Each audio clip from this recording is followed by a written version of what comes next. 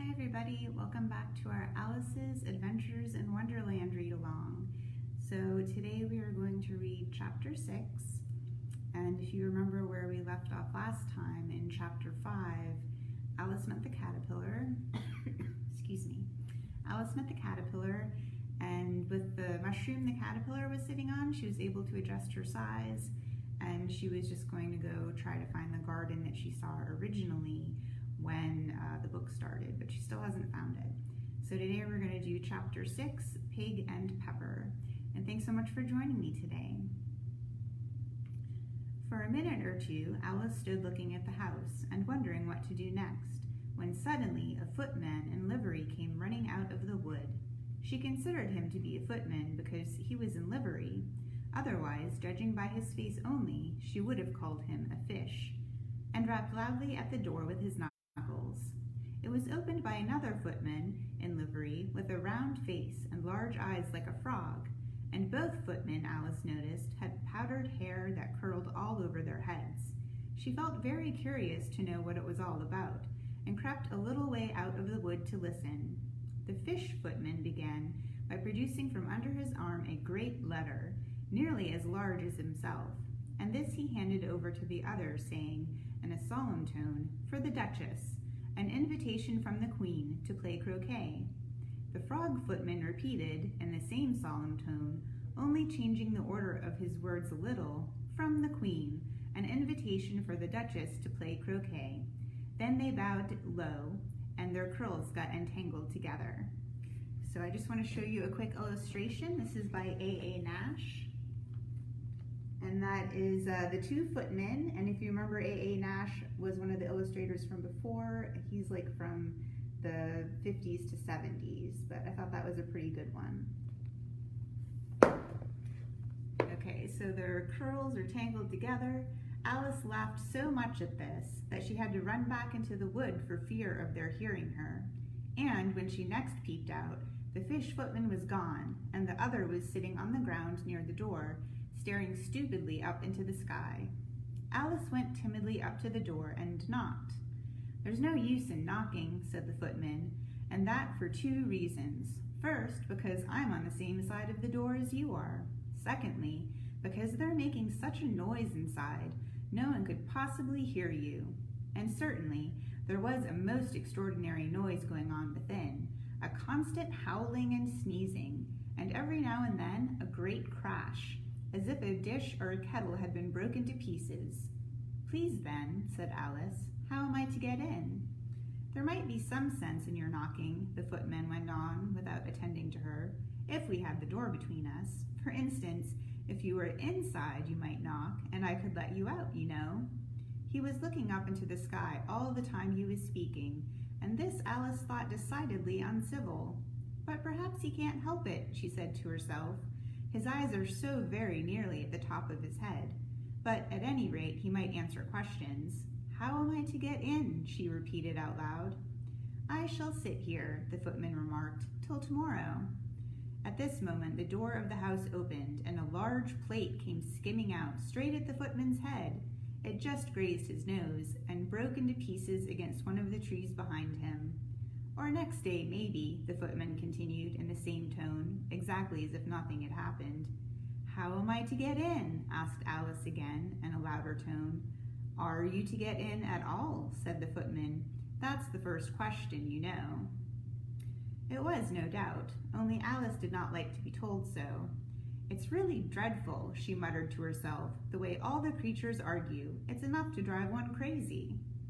The footman seemed to consider this a good opportunity for repeating his remark with variations. "I shall sit here," he said, "on and off, for days and days." "But what am I to do?" said Alice. "Anything you like," said the footman, and began whistling. "Oh, there's no use in talking to him," said Alice desperately. "He's perfectly idiotic." And she opened the door and went in. This would be a good time for me to say that the library does not endorse Alice's Adventures in Wonderland or anything that Lewis Carroll has written, because this scene gets a little crazy. The door led right into a large kitchen, which was full of smoke from one end to the other. The Duchess was sitting on a three-legged stool in the middle, nursing a baby. The cook was leaning over the fire, stirring a large cauldron which seemed to be full of soup. "There's certainly too much pepper in that soup," Alice said to herself, as well as she could for sneezing. There was certainly too much of it in the air. Even the Duchess sneezed occasionally, and the baby was sneezing and howling alternately, without a moment's pause. The only things in the kitchen that did not sneeze were the cook and a large cat which was sitting on the hearth and grinning from ear to ear. "Please, would you tell me," said Alice, a little timidly, for she was not quite sure whether it was good manners for her to speak first, "why your cat grins like that?" "It's a Cheshire Cat," said the Duchess, "and that's why, pig." She said the last word with such sudden violence that Alice quite jumped, but she saw in another moment that it was addressed to the baby and not to her, so she took courage and went on again. "I didn't know that Cheshire Cats always grinned. In fact, I didn't know that cats could grin." "They all can," said the Duchess, "and most of them do." "I don't know any that do," said Alice very politely, feeling quite pleased to have got into a conversation. "You don't know much," said the Duchess, "and that's a fact." Alice did not at all like the tone of this remark, and thought it would be as well to introduce some other subject of conversation. While she was trying to fix on one, the cook took the cauldron of soup off the fire, and at once set to work throwing everything within her reach at the Duchess and the baby. The fire irons came first, then followed a shower of saucepans, plates, and dishes. The Duchess took no notice of them, even when they hit her, and the baby was howling so much already that it was quite impossible to say whether the blows hurt it or not. "Oh, please mind what you're doing," cried Alice, jumping up and down in an agony of terror. "Oh, there goes his precious nose!" as an unusually large saucepan flew close by it and very nearly carried it off. "If everybody minded their own business," the Duchess said in a hoarse growl, "the world would go round a deal faster than it does." "Which would not be an advantage," said Alice, who felt very glad to get an opportunity of showing off a little of her knowledge. "Just think what work it would make with the day and night. You see, the earth takes 24 hours to turn round on its axis." "Talking of axes," said the Duchess, "chop off her head."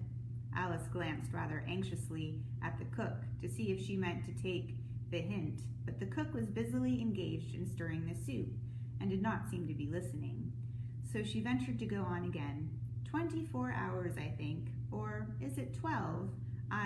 Oh, don't bother me," said the Duchess. "I never could abide figures." And with that she began nursing her child again, singing a sort of lullaby to it as she did so, and giving it a violent shake at the end of every line. "Speak roughly to your little boy and beat him when he sneezes. He only does it to annoy because he knows he teases." Chorus, in which the cook and the baby joined. Wow, wow, wow. While the Duchess sang the second verse of the song, she kept tossing the baby violently up and down, and the poor little thing howled so that Alice could hardly hear the words.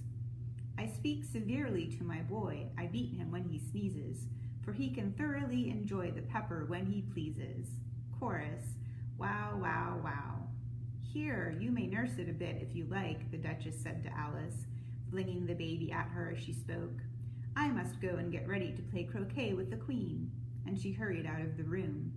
The cook threw a frying pan after her as she went out, but it just missed her. Alice caught the baby with some difficulty, as it was a queer-shaped little creature, and held out its arms and legs in all directions. "Just like a starfish," thought Alice. The poor little thing was snorting like a steam engine when she caught it, and kept doubling itself up and straightening itself out again, so that, altogether, for the first minute or two, it was as much as she could do to hold it. As soon as she'd made out the proper way of nursing it, which was to twist it up into a knot, and then keep tight hold of its right ear and left foot, so as to prevent it from undoing itself, she carried it out into the open air. "If I don't take this child away with me," thought Alice, "they're sure to kill it in a day or two. Wouldn't it be murder to leave it behind?" She said the last words out loud, and the little thing grunted in reply. It had left off sneezing by this time. "Don't grunt," said Alice. "That's not at all a proper way of expressing yourself." The baby grunted again, and Alice looked very anxiously into its face to see what was the matter with it. There could be no doubt that it had a very turn-up nose, much more like a snout than a real nose. Also, its eyes were getting extremely small for a baby. Altogether, Alice did not like the look of the thing at all. But perhaps it was only sobbing, she thought, and looked into its eyes again to see if there were any tears. No, there were no tears. "If you're going to turn into a pig, my dear," said Alice seriously, "I'll have nothing more to do with you. Mind now." The poor little thing sobbed again, or grunted, it was impossible to say which, and they went on for some while in silence. Alice was just beginning to think to herself, "Now, what am I to do with this creature when I get it home?" when it grunted again, so violently that she looked down into its face in some alarm. This time there could be no mistake about it. It was neither more nor less than a pig, and she felt that it would be quite absurd for her to carry it any further. So she set the little creature down and felt quite relieved to see it trot quietly away into the wood. "If it had grown up," she said to herself, "it would have made a dreadfully ugly child, but it makes rather a handsome pig, I think." And she began thinking over other children she knew who might do very well as pigs, and was just saying to herself, if one only knew the right way to change them, when she was a little startled by seeing the Cheshire Cat sitting off on the bough of a tree a few yards off. The cat only grinned when it saw Alice. It looked good-natured, she thought. Still, it had very long claws and a great many teeth, so she felt that it ought to be treated with respect. "Cheshire Puss," she began rather timidly, as she did not at all know whether it would like the name. However, it only grinned a little wider. "Come, it's pleased so far," thought Alice, and she went on. "Would you tell me, please, which way I ought to go from here?" "That depends a good deal on where you want to go," the cat said. "I don't much care where," said Alice. "Then it doesn't much matter which way you go," said the cat. "So long as I get somewhere," Alice added as an explanation. "Oh, you're sure to do that," said the cat, "if you only walk long enough." Alice felt that this could not be denied, so she tried another question. "What sort of people live around here?" "In that direction," the cat said, waving its right paw round, "lives a hatter. In that direction," waving the other paw, "lives a March hare. Visit either you like. They're both mad." "But I don't want to go among mad people," Alice remarked. "Oh, you can't help that," said the cat. "We're all mad here. I'm mad, you're mad. How do you know I'm mad?" said Alice. "You must be," said the cat, "or you wouldn't have come here." Alice didn't think that proved it at all. However, she went on, "And how do you know that you're mad?" "To begin with," said the cat, "a dog's not mad. You grant that?" "I suppose so," said Alice. "Well then," the cat went on, "you see, a dog growls when it's angry, and wags its tail when it's pleased. Now I growl when I'm pleased, and wag my tail when I'm angry. Therefore, I'm mad." "I call it purring, not growling," said Alice. "Call it what you like," said the cat. "Do you play croquet with the Queen today?" "I should like it very much," said Alice, "but I haven't been invited yet." "You'll see me there," said the Cheshire Cat, and vanished. So before we continue with this chapter, I just want to show you some classic images of the Cheshire Cat. So these are by John Tenniel, of course, sort of the classic images. So on the one side, Alice is looking up at the cat in the tree, and on the other side, the cat is just starting to disappear. They're having their conversation. Okay, so to continue, Alice was not much surprised at the cat disappearing. She was getting so used to queer things happening. While she was looking at the place where it had been, it suddenly appeared again. "By the by, what became of the baby?" said the cat. "I'd nearly forgotten to ask." "It turned into a pig," Alice quietly said, just as if it had come back in a natural way. "I thought it would," said the cat, and vanished again. Alice waited a little, half expecting to see it again, but it did not appear. And after a minute or two she walked on in the direction in which the March hare was said to live. "I've seen hatters before," said Alice to herself. "The March hare will be much the most interesting, and perhaps, as this is May, It won't be raving mad, at least not so mad as it was in March. As she said this, she looked up, and there was the cat again, sitting on the branch of a tree. "Did you say pig or fig?" said the cat. "I said pig," replied Alice, "and I wish you wouldn't keep appearing and vanishing so suddenly. You make one quite giddy." "All right," said the cat, and this time it vanished quite slowly, beginning with the end of the tail and ending with the grin, which remained some time after the rest of it had gone. "Well, I've often seen a cat without a grin," thought Alice, "but a grin without a cat, it's the most curious thing I ever saw in all my life."